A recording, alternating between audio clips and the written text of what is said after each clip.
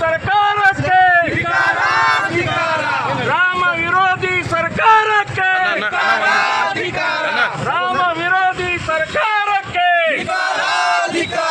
ಭಾರತ್ ಮಾತಾ ಕಿ ಗೋ ಮಾತಾ ಕಿ ವಂದೇ ವಂದೇ.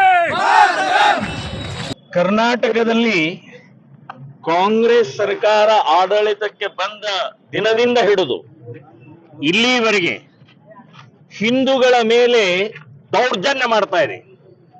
ಹಿಂದೂ ಕಾರ್ಯಕರ್ತರು, ಹಿಂದೂ ಸಂಘಟನೆಗಳು ಈ ರೀತಿಯ ಗೋಮಾತೆಯ ರಕ್ಷಕರನ್ನ, ಮತಾಂತರವನ್ನ ತಡೆಯುವಂತವರನ್ನ, ಲವ್ ಜಿಹಾದ್ ಈ ಸಂಬಂಧಪಟ್ಟಾಗ ತಡೆಯುವಂತಹ ಕಾರ್ಯಕರ್ತರ ಮೇಲೆ ದೌರ್ಜನ್ಯ ಮಾಡ್ತಾ ಇದೆ ಅಮಾನುಷವಾಗಿ. 30 ವರ್ಷದ ಹಳೆ ಕೇಸು, 10 ವರ್ಷದ ಹಳೆ ಕೇಸನ್ನ ರೀಓಪನ್ ಮಾಡ್ತಾ ಇದೆ. ಅದು ಮುಸ್ಲಿಮರದ್ದು ಯಾರ್ದು ರೀಓಪನ್ ಮಾಡ್ತಾ ಇಲ್ಲ. ಅದು PFI ಇರ್ಬೋದು, SFI ಇರ್ಬೋದು, ಈ ರೀತಿಯ SDPI ನವ್ರದ್ದು ಇರ್ಬೋದು, ಅವ್ರದ್ದು ಕೇಸ್ ಓಪನ್ ಮಾಡ್ತಾ ಇಲ್ಲ.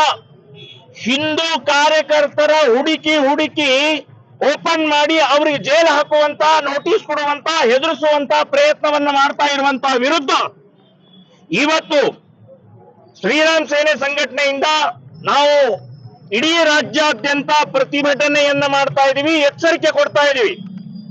ಕರ್ನಾಟಕ ಸರ್ಕಾರ, ಕಾಂಗ್ರೆಸ್ ಸರ್ಕಾರ ನಿಮ್ಮ ಹಿಂದೂ ವಿರೋಧಿ ನೀತಿಯನ್ನ ನಿಲ್ಲಿಸದೇ ಇದ್ರೆ ಕಾಂಗ್ರೆಸ್ ಹಟಾವೋ ಕರ್ನಾಟಕ ಬಚಾವೋ ಅಂತನ್ನುವಂತ ದೊಡ್ಡ ಆಂದೋಲನವನ್ನು ತಗೊಳ್ಬೇಕಾಗತ್ತೆ ಅಂತನ್ನುವಂತ ಎಚ್ಚರಿಕೆಯನ್ನು ನಾನು ಕೊಡ್ತಾ ಇದ್ದೀನಿ. ಅದು ಮೊನ್ನೆ 2 ದಿನದ ಹಿಂದೆ ನಡೆದಂತ ಇಲ್ಲಿ ಬೆಳಗಾವಿಯ ಇಬ್ರು ಅಣ್ಣ ತಂಗಿಯ ಮೇಲೆ ಮಾಡಿದಂತ ದೌರ್ಜನ್ಯ ಇರಬಹುದು, ಇನ್ನು ಬೇರೆ ಬೇರೆ ರೀತಿಯ ಇವತ್ತು ಹುಬ್ಬಳ್ಳಿಯಲ್ಲಿ ನಡೆದಂತ ರಾಮ ಕರಸೇವಕನ ಮೇಲೆ 30 ವರ್ಷದ ಹಿಂದಿನ ಕೇಸನ್ನು ಹಿಡಿದು ಅರೆಸ್ಟ್ ಮಾಡಿದ್ದಿರಬಹುದು. ದೊಡ್ಡಬಳ್ಳಾಪುರದಲ್ಲಿ 35 ಕ್ವಿಂಟಲ್ ಗೋಮಾಂಸವನ್ನು ಹಿಡಿದಿದ್ದಕ್ಕೆ ನಮ್ಮ ಕಾರ್ಯಕರ್ತರನ್ನ ಅರೆಸ್ಟ್ ಮಾಡಿ ಜೈಲಿಗೆ ಹಾಕಿದ್ರು. ಬೆಳಗಾವಿ ನಗರದಲ್ಲೂ ಕೂಡ ಗೋವಾಕ್ಕೆ ಹೋಗ್ತಾ ಇರುವಂತ ಗೋವುಗಳ ರಕ್ಷಣೆಗೋಸ್ಕರ ಹೋದಂತ ಕಾರ್ಯಕರ್ತರ ಮೇಲೆ ಕೇಸು. ಈ ರೀತಿಯ ಕಾಂಗ್ರೆಸ್ ಸರ್ಕಾರದ ದಬ್ಬಾಳಿಕೆ, ದತ್ತಪೀಠದ 7 ವರ್ಷದ ಹಿಂದಿನ ಕೇಸನ್ನ ರಿಓಪನ್ ಮಾಡಿ ನೋಟಿಸ್ ಕಳಿಸಿದ್ದಾರೆ. ಈ ರೀತಿಯ ಅನೇಕ ದೌರ್ಜನ್ಯಗಳು ಕಾಂಗ್ರೆಸ್ ಸರ್ಕಾರದಿಂದ ನಡೀತಾ ಇದೆ. ಸೊ ಇದನ್ನು ನಾನು ಖಂಡಿಸ್ತಾ ಇದ್ದೀನಿ, ವಿರೋಧಿಸ್ತಾ ಇದ್ದೀನಿ.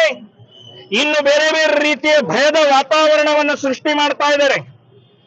ಯಾವ ಶಕ್ತಿನೂ ಕೂಡ ಈ ರಾಮನ ಅಲೆ, ರಾಮನ ಭಕ್ತಿ, ರಾಮನ ಭಾವನೆಯನ್ನ ಯಾವ ಶಕ್ತಿ ಕೂಡ ತಡೆಯಕ್ಕಾಗುವುದಿಲ್ಲ ಅಂತನ್ನುವಂಥದ್ದು ಹೇಳ್ತೀನಿ. ಹಳ್ಳಿಗಳಲ್ಲಿ, ಮನೆಗಳಲ್ಲಿ ರಾಮ ರಾಮ ರಾಮ ಅಂತ ಹೇಳಿ ಇವತ್ತು ಬಹಳ ದೊಡ್ಡ ಪ್ರಮಾಣದಲ್ಲಿ ಅಲೆ ಎದ್ದಿದೆ. ಅದನ್ನ ಯಾವ ದುಷ್ಟ ಶಕ್ತಿಗಳು, ರಾವಣನ ಮಾನಸಿಕ ಇರುವಂತಹ ಕಾಂಗ್ರೆಸ್ ನೀವು ನಿಲ್ಲಿಸಕ್ಕಾಗುದಿಲ್ಲ ಅಂತನ್ನುವಂಥದ್ದು ಹೇಳ್ತೀನಿ. ಹತಾಶರಾಗಬೇಡಿ. ಸೋಲು ಈಗಲೇ ನೀವು ಉಂಡಂತ ನೀವು ಮಾನಸಿಕ ಸ್ಥಿತಿ ತೋರಿಸಬೇಡ್ರಿ.